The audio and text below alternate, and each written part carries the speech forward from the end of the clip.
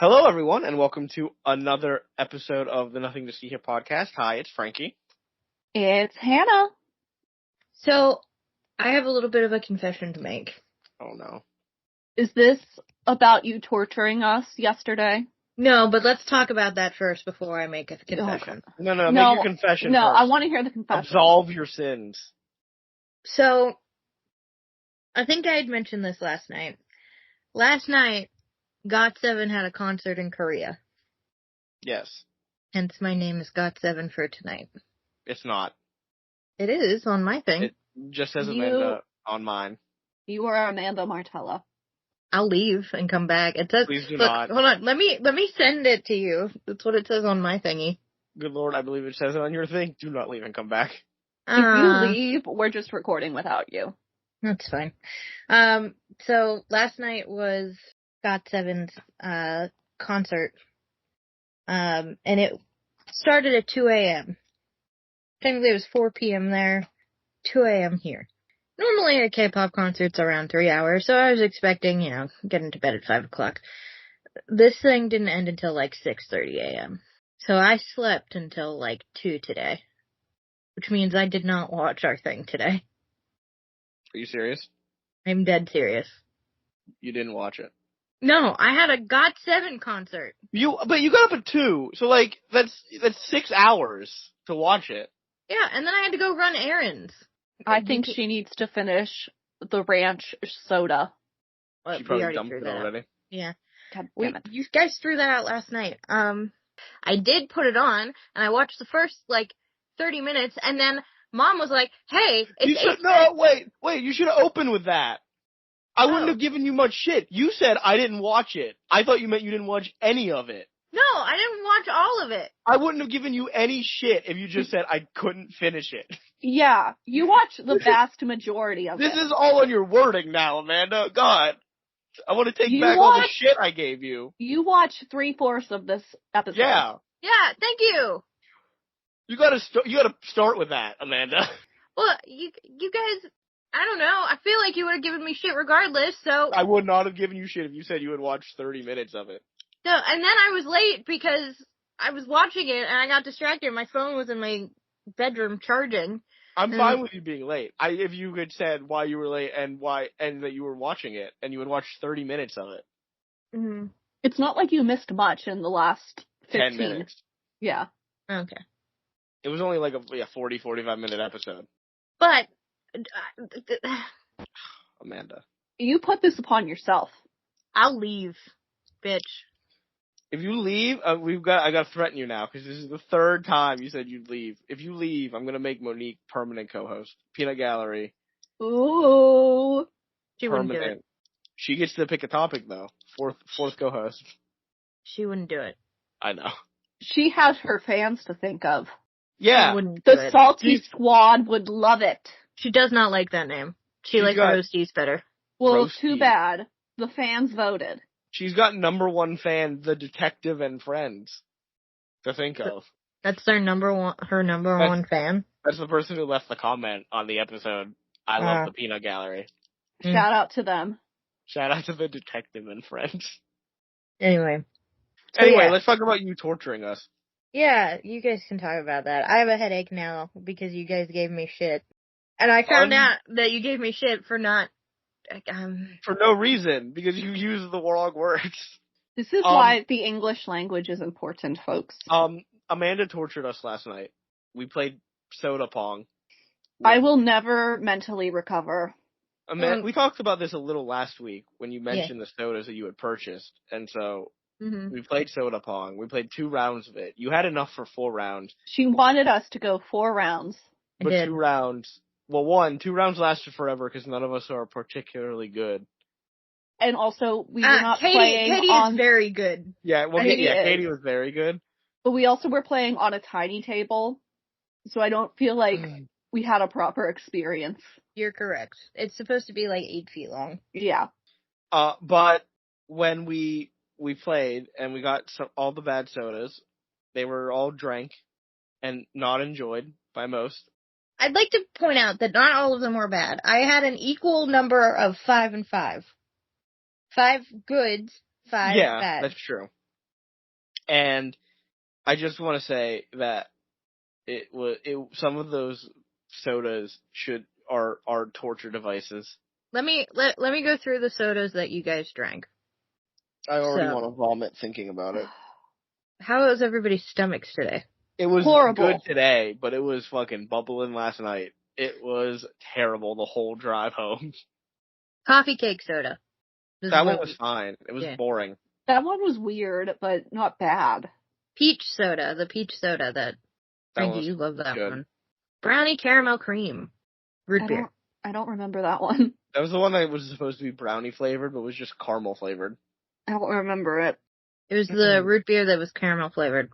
Butterscotch beer. High Mountain Huckleberry. I thought that one was delicious. It was good. Just go over the bad ones, because the good ones are good. I have to go through the list. Just in case, our viewers want to know ones that we thought were good. Cheerwine. That was good. Frankie cherry soda. You liked the Shirley Temple one. The Shirley Temple was delicious, because Shirley Temple was good. Hank's Caramel Apple. That one was the bomb. Although Frankie said he would like more tartness. In the what? In the Hank's Caramel Apple. Yeah, I wanted more apple flavor. It just tasted kind of like caramel. Or Orange Dreamsicle and Blueberry Pie were the good ones. The bad ones. Enchilada soda. Terrible. How would you just describe tasted like orange. It was like a weirdly spiced orange soda. It was orange soda with spice. With like Mexican spices. Chocolate soda. That was alright. Again. Yeah, that one's in a neutral. Mustard soda. That was awful. That is a war crime. One. That one is, I think they just put mustard gas into some soda. Like napalm. That soda broke the Geneva Convention. I know. Buffalo wing soda. That one was alright. It didn't bother me. It had a bad aftertaste. Katie did not like it. Pickle soda. I hated that. Me and Kate, they only had one bad soda left, and Frankie did not want to drink the pickle soda, and we were down to 2 and 2, and I had finally managed to get it in. It was the only one I got in that round. I did not want it. It was so bad. If you like pickles, you'll probably like it. Yeah, it's like a sweet pickle. It's delicious. This one is the one that almost made me throw up on the table. Butter soda. That one was, like, alright. I liked it. Who made that one? Why did you make that? It just tasted like the butter popcorn jelly bean. So if you like that, it was fine. Which is like the worst kind of jelly bean. It's my favorite jelly bean. Going over this list is making my stomach hurt. I am. I'm thinking of vomiting. Black olive? I don't think I tried that one. That was terrible. You definitely did. Oh, no. No. No, because that was the round we won. That was the one that, yeah. And I tried it because I was like, I bought them. I need to at least try them. I didn't put myself through black olive. Yeah, it's not great. Honestly, I was expecting it to taste more olivey. Cucumber soda. Frankie, you loved this one. I like that. It was refreshing. It was not refreshing. If you drink cucumber water again, you'll probably like it. It's just a little sweeter. It was a little too sweet. That was my only issue. Grass soda. The same as the cucumber. Pretty neutral. It was all right. That was actually kind of refreshing. Frankie said that I feel like the cucumber probably you guys would put higher than the... Yes. Cucumber, then grass below it. Yeah. Mm-hmm. And then, of course, ranch dressing. That was awful. That was so bad. That almost made me vomit. I will never be able to eat ranch dressing again because of the soda. Oh, you're fine. So yeah. If I look at ranch dressing again, I might throw up, actually. Amanda hates us, if you couldn't tell. It was a very novel idea. She committed war crimes. I think so, yeah. I didn't. I think maybe Geneva needed to be called in. Mm-hmm. It was truly awful, and now just thinking about it, my stomach hurts again. My stomach was fine all day, and now it hurts again, thinking about what we did last night. Disgusting, really. Especially the mustard and the ranch. Some of the worst things I've ever tasted. The mustard one was bad, and it smelled like fireworks. I didn't even smell it. I couldn't bring myself to. I refused. Yeah, it smelled like fireworks. Butter was the one I think that got me. It did. It did. And I love butter. Like, I think butter makes a lot of things taste good. Put it on my potatoes, you put it in cookies. It's fine. On its own, though. Awful. Let's talk about something else that was awful. Yeah, this was not good. At least what I watched. It didn't get much better. I mean, maybe a little better. That last match was alright, but it didn't get much better. October 2nd, 1995 episode of WCW Monday Nitro. Let's go to the dirt sheets first. What's happening in the world of wrestling? Turner Broadcasting, which owns WCW, is officially planning a merger with Time Warner. It will result in the largest media conglomerate in the world and will include TBS, CNN, Time Magazine, Sports Illustrated, the Atlanta Hawks, the Atlanta Braves, HBO, People Magazine, Time Warner Cable, and more. To give you an idea of how huge this will be, WCW would only be 1/20th of 1% of the entire organization if the merger goes through. So WCW, which is a multi-million dollar part of the company, would only be 1/20th of 1%.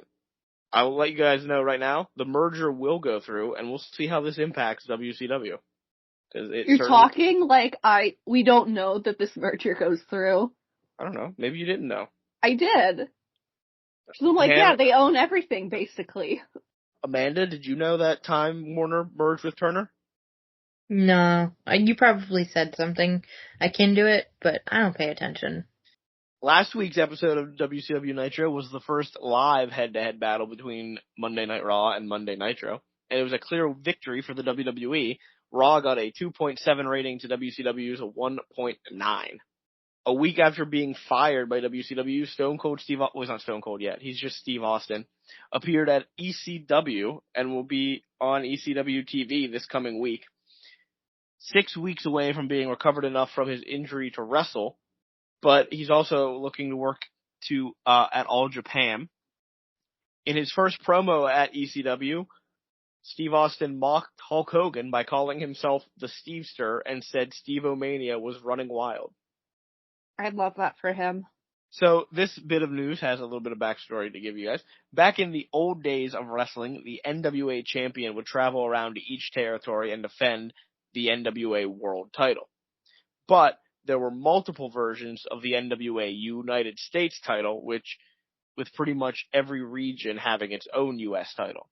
In the Detroit territory, the Sheik, the original Sheik, was the most well-known U.S. champion. So Sabu is now pushing WCW to do an angle where he comes in with the original Sheik, brings in the old Detroit U.S. title belt to challenge for Sting's U.S. title in a feud over who is the real U.S. champion. Dave Meltzer, who writes this report, says Sabu is desperately trying to break out of the junior heavyweight / cruiserweight category that WCW wants to pigeonhole him into. And does this work? Can we get a spoiler? Will we get this storyline? Absolutely not. Sabu is gone pretty soon. Oh, okay. Fall Brawl did a .48 buy rate, which is the lowest WCW buy rate of the year, and by far the lowest of any pay-per-view Hulk Hogan has ever appeared on. Aw, just poor little baby. And am I supposed to feel bad for him? No, don't feel bad for him. Okay, good, because I wasn't going to. And the final news report is Ric Flair had surgery to remove a cataract from his eye and should be back in the ring soon. Very soon. He's in the ring during this episode of WCW. He's our main event. So that's all the news out of the way. Let's go to October 2nd, 1995's episode of Nitro. Live from Denver Coliseum in Denver, Colorado. Not really home to any notable sports teams. Has a capacity of 9,000 for wrestling, and they were at capacity. They had 9,000 people in the building. This is definitely the biggest turnout we've seen thus far. Yes, but only 3,700 of those 9,000 paid. Beautiful. I was just about to ask you that, Franklin. How many actually paid? Yeah, it's not a lot. It's not most. It's not even half. I'm still picturing like an old man just very upset after finding out that all these people got in. I would sue. Can you sue for that? I don't think so. I don't think you can. You should be able to. 5,300 people just got in that building for free. They did not check tickets at the door. Eric Bischoff welcomes us to the show, and we get Pepe right off the bat again. Pepe! Oh, they know what we want, and it's Pepe. Wild, googly eyes and a cape. I love it. 10 out of 10. No notes. What are we calling this costume? Googly eyes. Googly eye Pepe. Yeah. Very bizarre costume. Mm-hmm. No thoughts in that brain. As Eric is giving us the intro, Ric Flair shows up, steals Eric Bischoff's headset, and says that AA, I'm coming your way, big boy. Thanks, Rick. We get a highlight video of the feud between Randy Savage and Luger. We see Amanda's favorite moment so far on WCW of Savage just slapping Luger around for a little bit. Yeah, the bitch slap. It's one of my absolute favorites. And then we see the segment from the last episode where the Giant attacked Savage and Luger came down and went to choke out Randy Savage before he was also attacked by the Giant. So we're going to get the match between Lex Luger and Randy Savage. And if Lex Luger loses, he has to quit WCW. Lex Luger's the first one out, followed by the Macho Man Randy Savage, who has spinning pyro wheels and is in his most colorful outfit to date. Yeah, it's tie-dye. Real quick, man. Lex is, I don't know what it is, but every time I look at him, he bothers me. He's so boring. He's very boring, but I think it's the mullet, too. You don't like the mullet? The mullet's awful. I really love Randy Savage's outfit, but I really love the orange glasses that kind of they just add to everything. Macho Man is kind of Barbie coded. A little bit. Hannah, you need to put this outfit on the Instagram. If I can find it, I will. Yes. It is. You say he's Barbie coded? He is Barbie coded. Also, don't look at this outfit if you're high. No, look at this outfit if you're high. As somebody who's been high before, you'll have a great time. I think this is his best outfit to date. It's been my favorite. I cannot tell you what his other outfits look like at this point, so sure. Bell rings, two lock up, shove each other into the ropes, and then we learn some very upsetting news. We learn that Hulk Hogan is on his way to the arena. Anyway, Savage and Luger are still locked up. They spill out of the ring and onto the floor and remain locked up as we go to break. They're just bear hugging.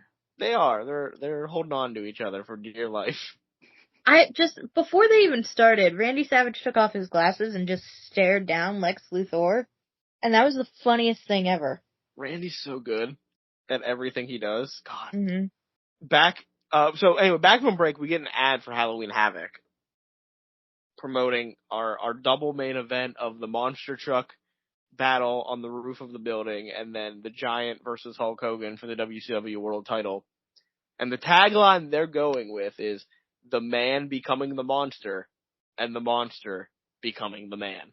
It's not great, guys. Okay. They're implying that Hulk Hogan and the Giant are going to transform actually into monster trucks like Transformers. I'm so glad we had the technology back in, 1995? Yeah, if they pulled that off, that'd be fucking dope.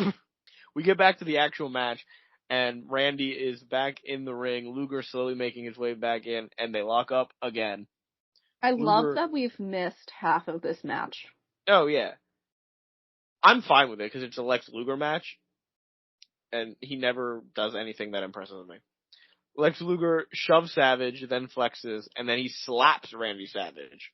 So Randy Savage chases Lex to the outside, and Luger hits him with a neck breaker on the floor. We get a little piece of commentary from Bobby Heenan here. Hogan is sporting a neck brace. Now that couldn't happen to a nicer guy. Back in the ring, Savage rolls up Luger in a small package, but only gets a 2 count. Lex hits a big press slam where he holds up Savage for quite a while, so that was good actually. Nice job, Lex. You have some strength. Savage blocks a hip toss and attempts a backslide, but Luger puts his foot on the rope to stop Savage. He then reverses it into his own backslide, but Savage kicks out. They hit each other with a clothesline, and they both go down. Savage goes up top for a diving nothing, gets punched on his way down, but then throws Luger to the outside through the ropes. Savage from the top to the floor hits a double axe handle and then drops Luger's throat onto the metal guardrail. Luger then shoves Randy face first into the ring post.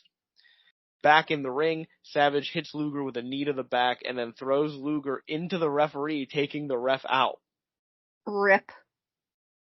Savage hits the scoop slam, goes up top, hits the diving elbow, but the ref is still down, so no one can count the pin. And then the Giant begins making his way down to the ring. He choke slams Savage and then leaves. And the ref and Luger did not see this happen. Luger picks Savage up, puts him in the torture rack. Savage's arm drops 3 times, and Luger wins by submission, so he will be staying in WCW. I knew going into this that Lex was not going to lose because the company wasn't going to get rid of him. Not this soon. They just hired him like 4 weeks ago, yeah? Yeah.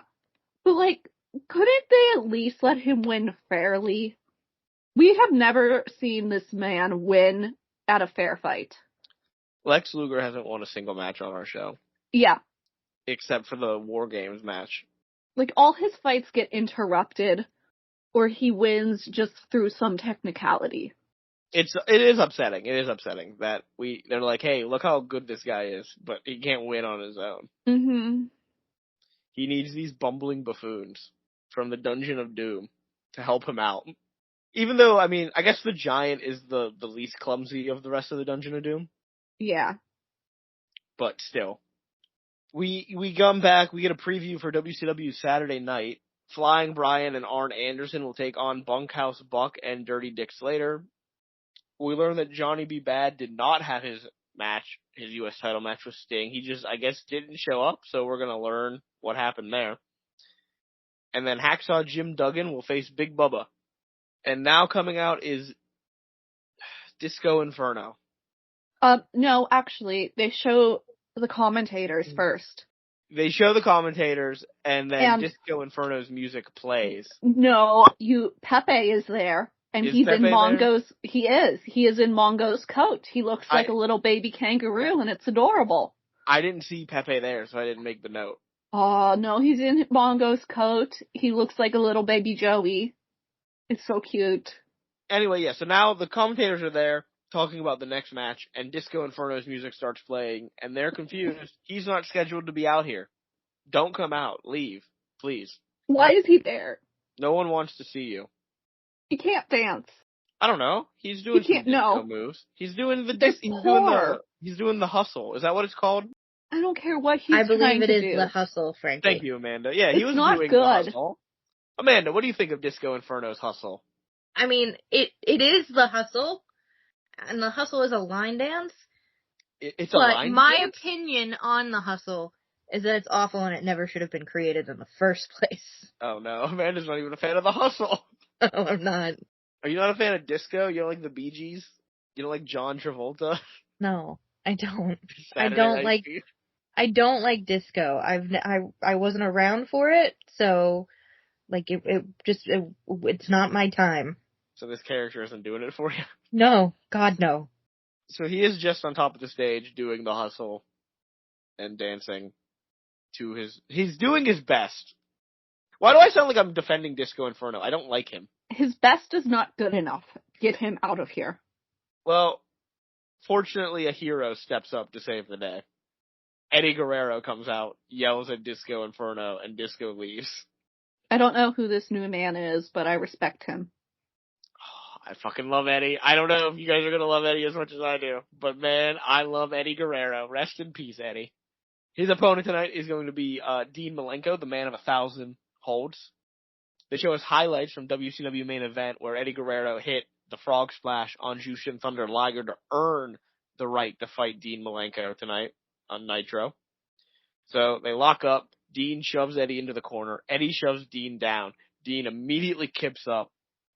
Goes to monkey flip Eddie, who flips completely around as a complete rotation and lands on his feet. They move so smoothly and quickly compared to every other match we've seen. God, they're so good. I did not give a shit about this match. I didn't know who these two people were, but I can respect all the moves both of them are pulling out. They're just so much better than everyone else we've seen, except for Randy Savage. Randy Savage is, I would put on their level, but like, Randy Savage is also wrestling a lumbering mess, so he can't do as much. Mm-hmm. Eddie dives over Dean Malenko's feet, and then rolls over Dean Malenko's back when Dean tries to do a back body drop. He then throws Dean up into the air, and then Dean hits Eddie with a drop kick on the way down. Dean then goes to throw Eddie with a head scissor, and Eddie gets out of the head scissor by doing a cartwheel. And then I become fucking angry because the match is interrupted by goddamn Hulk Hogan showing up. And what do? They cut away from this match to show us fucking Hulk Hogan getting out of his limo. Jimmy Hart's there, and he's telling Hulk Hogan to stay in the limo because the Giant is here. But Hogan says he's going to hunt the Giant down and put an end to his shenanigans. Dude, this man broke your neck. It's beyond shenanigans. So Jimmy tells him he shouldn't be here, but Hogan insists he wants to see the Giant. Then we go back to the match, and I'm so angry. I'm so unbelievably pissed that we've interrupted the one good match we were going to have on this show. So we're on the outside somehow when we come back. Eddie hits a scoop slam on Dean to the floor. Eddie goes up top and hits a diving crossbody from the top rope to Dean on the floor. He then rolls Dean back into the ring and hits a big brain buster. He goes up top, goes for the frog splash, but Dean gets his knees up. Dean then goes for an ankle pick on Eddie Guerrero to get him down, but Eddie slips through the pick, holds Dean's shoulders down for the 1-2-3. He gets the win. Dean Malenko then grabs Eddie as he's about to leave, demands a rematch, and Eddie Guerrero accepts. We go to break. Sportsmanship between both of them. I know, right? I can't wait till... I don't know if Dean Malenko ever turns heel. Eddie Guerrero does become a heel, and he's a vicious fucking heel. You'll see a vicious side of Eddie Guerrero. We come back from break, and Mean Gene is in the ring, and he welcomes us to America. And then he welcomes WCW World Heavyweight Champion Hulk Hogan, who comes out with his neck brace on. Hulk Hogan tells us he was talking with a Hulkamaniac named Jason, who's about to have a double lung transplant, who told him before the surgery to stand up to the Giant. There's no way this is true. There's no shot. He rips his shirt and says he's going backstage to meet the Giant. I don't know if you noticed this, but he has 2 cross necklaces on. Hulk Hogan does. One of them is gold, the other is black. I did notice. So, as he's going to... Amanda, I do have to ask you, did you see this part? I think so. So, you saw when Hulk Hogan is circling ringside and then gets attacked by a grandma. I did see this, yes. A grandma in the crowd throws baby powder into Hulk Hogan's face and Me? beating him with the cane. Me, if I ever see Hulk Hogan in public, I'm just gonna beat him up. Out comes the Zodiac and the Giant, and then we get the grand reveal. It's not a grandma, it's the Taskmaster, Kevin Sullivan, dressed as a grandma. I wish it was a random grandma. Like, I knew it was gonna be some other wrestler, but like... Imagine if it was a grandma. Just a random really granny, upset. yeah. The Giant rips off the neck brace and breaks Hogan's neck again. This is quality entertainment. Kevin Sullivan then pulls out an electric razor and shaves off Hulk Hogan's shitty mustache.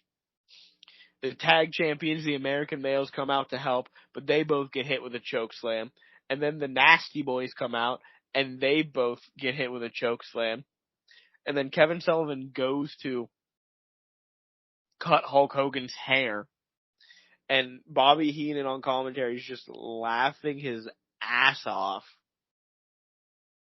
But security stops them. As you should. As you should. Yeah, I was also laughing. This was really funny. This is the best thing we've seen all night. This is the best thing we've seen. Heenan on commentary, laughing, said that security stops Kevin Sullivan from cutting off Hulk Hogan's hair, so the Dungeon of Doom just leave. and we go to commercial.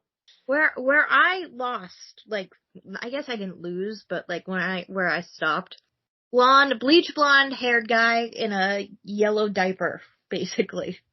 Hulk Hogan? Is that who we're talking about? No, I know what Hulk Hogan looks like. Oh, Ric Flair? Oh, yeah, him. Ric Flair. He looks like he's in a yellow diaper. He was wearing bright yellow trunks tonight. It was weird. Yeah, that's where I tuned out. Yeah. So all you missed was the Flair Arn match, which doesn't really have an ending. Okay. It's basically the same match they had at Fall Brawl, without the grandma yelling at Ric Flair. So not as good. We get the exact same ad for Halloween Havoc that we had before. Because why have multiple ads for something? We're back out. Arn Anderson is already in the ring, and Ric Flair is on his way out in his widow robe. Honestly, love this robe. Very sparkly. It reminds me of Amber. This one was more sparkly than the last one. This one definitely tops the butterfly and feathers. All right. We'll see the evolution of Rick's robes then, going forward. Bell rings, Flair opens up with a bunch of chops before he's hit with a big back body drop. Arn takes control, focuses on the arm of Ric Flair. Rick takes control and is hitting Arn with more chops in the corner before Arn pokes Flair in the eye and gains control again.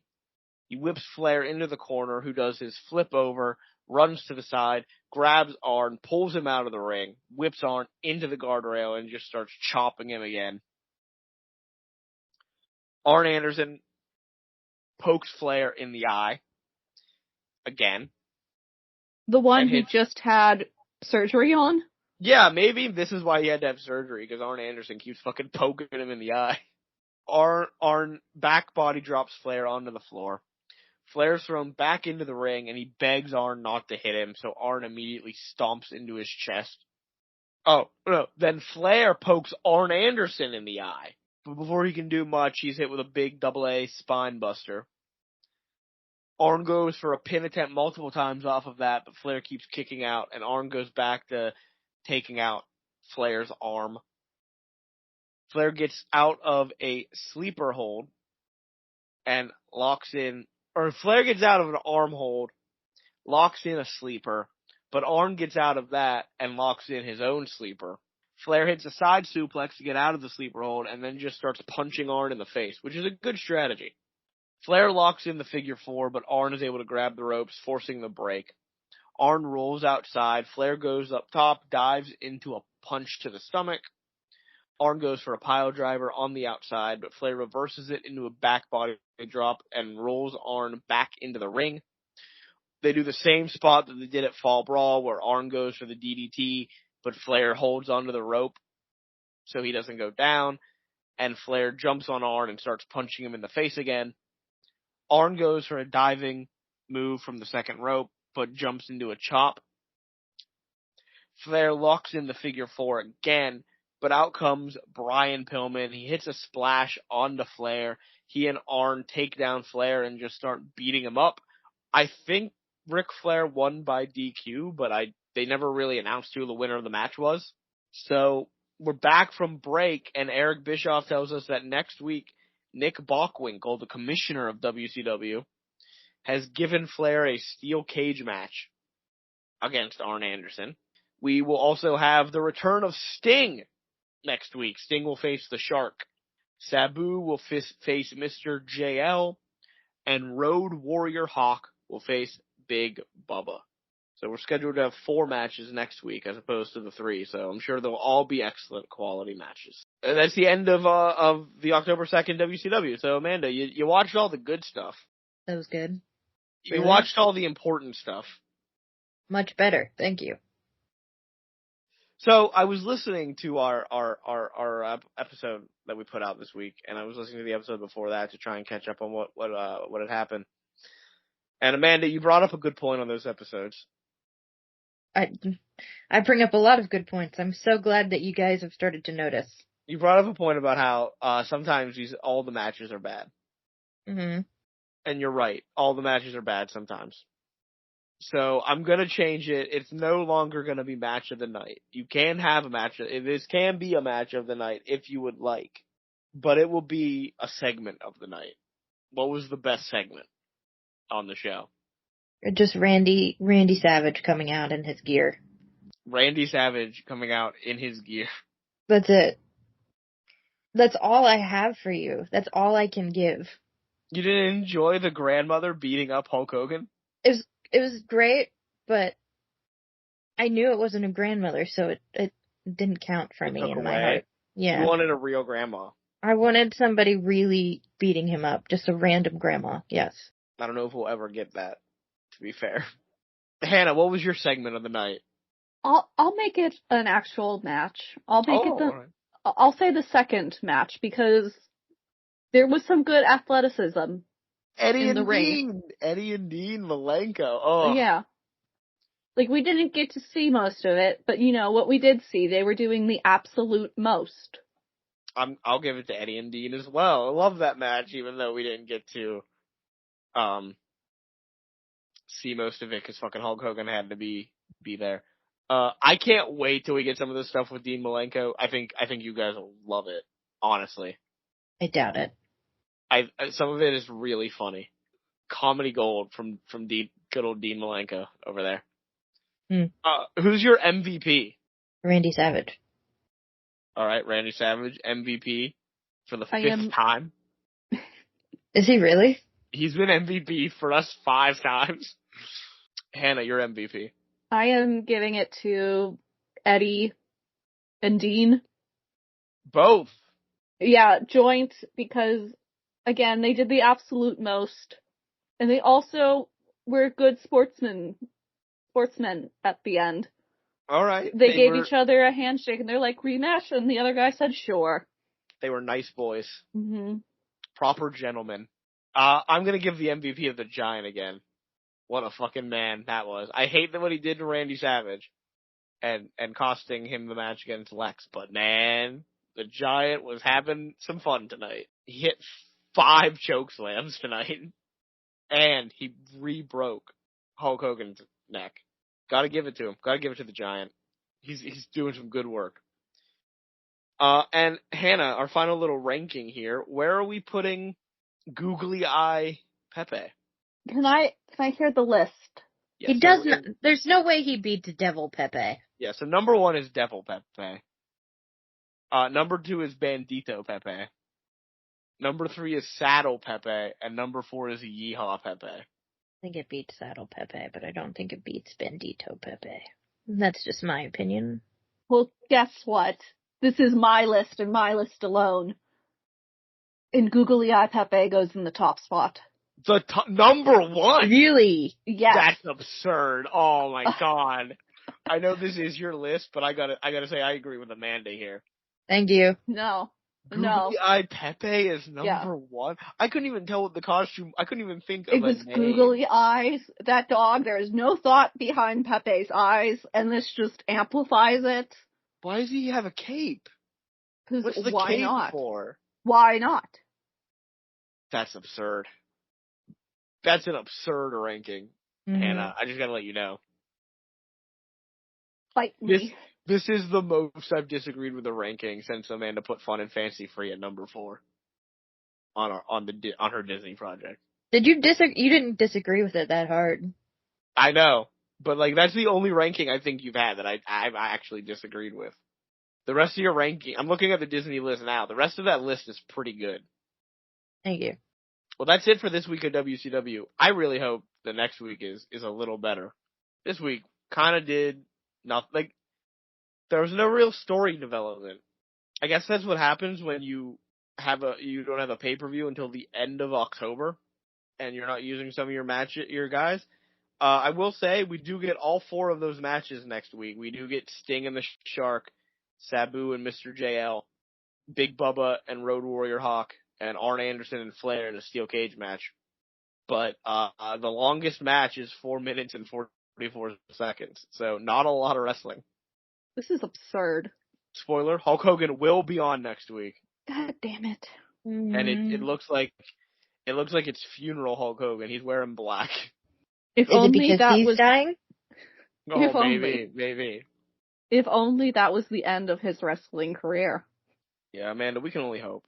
Maybe somehow someone went back in time and ended Hulk Hogan's wrestling career early, and we'll not have to see him again. That'd be great. I don't think that'll happen, but you know who knows. We are still 2 weeks away from the episode of Nitro that I'm dreading, so that's fine. That means we're 2 months away from it if we keep doing one a month or one every other month. Mm-hmm. We're 4 months away. So we're 4 months away from having to talk about fucking Chris Benoit wrestling. Oh boy. Yeah, and then when he starts, he is there for the long haul. He's there till like 2000. Yikes. Yikes. Big yikes. Mm.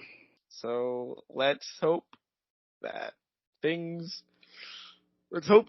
nothing that happens with Chris Benoit is uncomfortable. And by that I mean, let's hope there's no unfortunate commentary about him when he's wrestling a match. Like how But great of a dad he is? no, I don't think they ever bring up his personal life.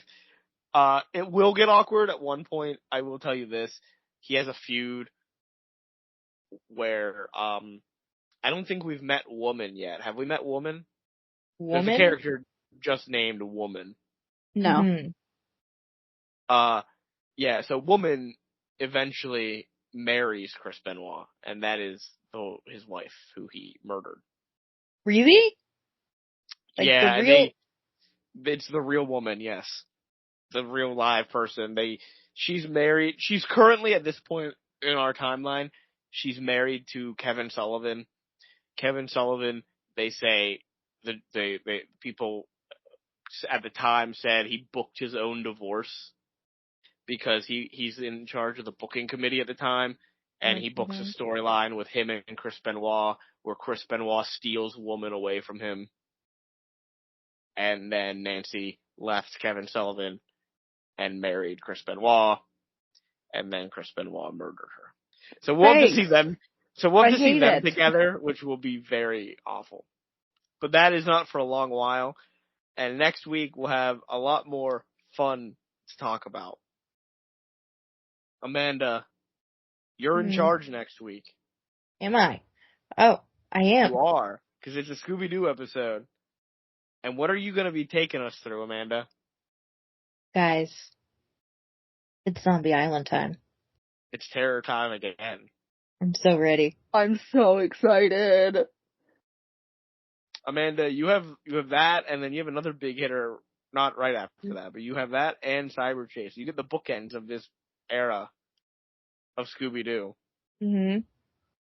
You excited? You pumped? I'm so excited. So pumped. These are the ones, we all grew up on these, right? Yeah. Yes. These are the best. I'm excited. I haven't watched Zombie Island in a long time. Mm-hmm.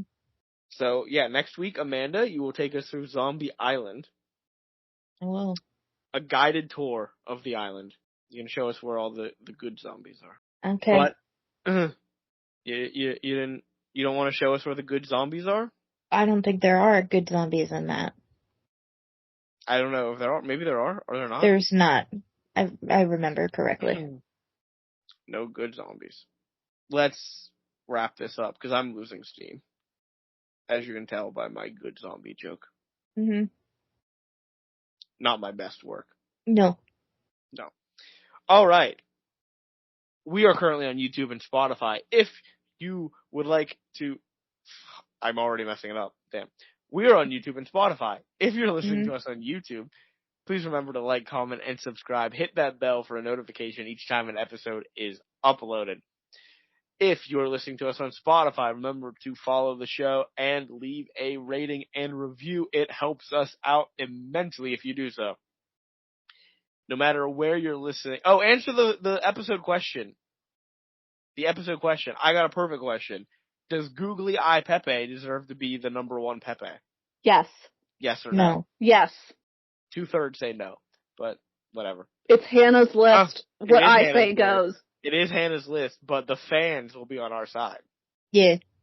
You don't know that. I do know that. I do know that because it's Googly Eye Pepe. It's the worst Pepe. It's not the worst Pepe. That's fair.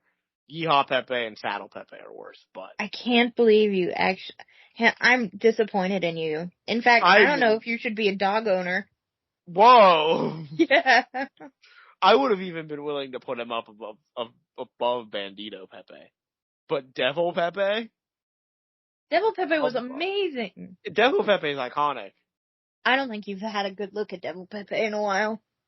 Okay, send me Devil Pepe and we'll hash this out again next week. Alright, we'll hash it out next week. If you're, no matter where you're listening, YouTube or Spotify, please remember to share the show with people. It helps us out a lot. We can get more listens. We can do more fun stuff with you guys. That would be great.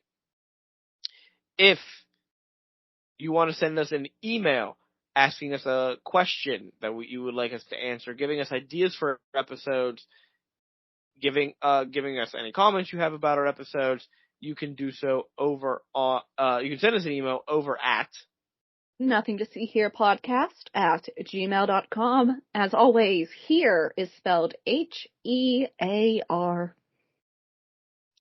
If you would like to see some amazing artwork done by Amanda, if you would like to see some funny memes done by Hannah, if you would like to see images that come from the episodes of things that we talk about, you can see all of that over on our Instagram page, which is Nothing to See Here pod. Googly Eye Pepe will be up. And you guys can see that he is not as good as Devil Pepe. We'll hash this out next week. That's all of the business taken care of. So join us next week when Amanda will take us through Scooby-Doo on Zombie Island. And if I remember correctly, Amanda, this was the first one you took. Yeah. You grabbed this and Cyber Chase immediately. Yeah. We didn't even say we were going to do the full Scooby-Doo series. We're just going to talk about these 4. And you came in and steamrolled us immediately. Yeah. So, be excited for a fun Scooby-Doo episode because the last couple have been kind of miserable. Oh no, Johnny Bravo was fun. I forgot about Johnny Bravo, but the one before that, the last Scooby-Doo movie was horrible. Arabian Nights is about to go up. Yeah, I'm editing that. When as we're recording this episode, Arabian Nights is set to go up on Wednesday. Yes, I've edited it. It's gonna be uploaded, and it's mostly a Wicked review. Yeah, that's the one that I did not watch because I had a concussion, and it was making my concussion worse. It was so bad it made your concussion worse. I couldn't even focus. I was crying at one point, and my mother's like, "Turn it off, Amanda. Just stop doing this to yourself." Well, if you want to see what made Amanda's concussion worse and made her cry, or hear us talk about it at least for, a little bit. Yeah, don't go watch this film. Yeah, just listen to us talk about Wicked for 45 minutes and then spend the last 20 talking about this movie. Was it 20? I feel like it was less than 20. It's about 20 because I remember it might be a little longer, 40, I think it's like 50-ish minutes talking about Wicked. Mm-hmm. And then the whole episode, the raw file, is like an hour and 20. So 50-ish minutes talking about Wicked, 20-ish minutes talking about the actual thing. Mm-hmm. And then about 10 minutes of us just bullshitting at the end. So yeah, we spent very little time on that. If you want a Wicked review mixed in with your Scooby-Doo, the next week episode, or this week's episode that's coming out, but that Scooby-Doo Arabian Nights episode, if you haven't listened to it, go back and listen to it. Learn about Wicked instead. Mm-hmm. A great movie, still. That's all the business taken care of. Like I said, join us next time. Amanda will be talking about Scooby-Doo on Zombie Island. That's all the business taken care of, so goodbye and good night. Bye. If anybody from GOT7 just happens to listen to this, I love you guys. Who's your favorite? Go, now, name them. JB, with Jackson following very shortly behind. All right. Amanda loves you, JB. Bye.